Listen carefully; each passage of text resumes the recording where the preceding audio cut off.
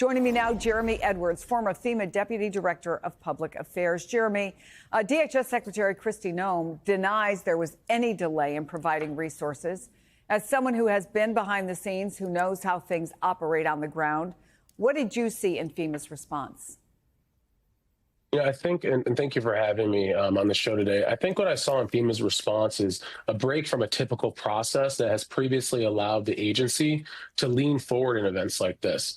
And what I mean by that is when a disaster strikes or leading up to one, FEMA has a lot of autonomy and a wide latitude to be able to pre-position resources, pre-position personnel to make sure that once the state requests assistance, there's no lag time between when that request is made and when they're able to offer that assistance. So based on the reporting I've seen and from conversations I've had with people inside the agency, it seems like that process has kind of put the agency on its back foot and slowed down some of the response efforts that they've been able to undertake. And I hope that this serves as a wake-up call to the administration. So, for example, this reporting that $100,000, something that would cost that much, would have to first be signed off on. That's new. That would never have happened before. There was a plan in place. You responded in a certain way based on the situation. Correct. You know, this sounds like new information. As I said, FEMA previously has had a lot of latitude to be able to respond to these disasters, get position materials, resources, personnel as quickly as possible. And anything like this, kind of amounts to a micromanagement of the agency, which does not make things more efficient, does not make them more capable, does not make them FEMA flexible, as we used to say. FEMA needs to be able to move quickly. The disaster costs can often run up quickly into the millions and billions of dollars. So such a small amount of money that needs to be cleared every single time personally by the DHS secretary, who seemingly has her hands full with a lot of other stuff, would undoubtedly slow down the process that FEMA needs to respond to these disasters.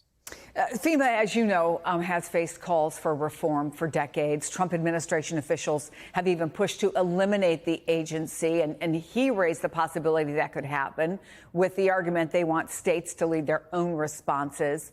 The Washington Post is reporting today from multiple administration officials FEMA is not now potentially going to be outright abolished. But is there a way to go about improving nationwide disaster response? And does that involve putting more in the hands of states? Look, I think I want to touch on a couple things here. First and foremost is that disaster response has always been led and managed by the states and executed at a local level. FEMA has always been a support agency. So this idea that they are going to return disaster response to the states is a fiction because it already happens that way.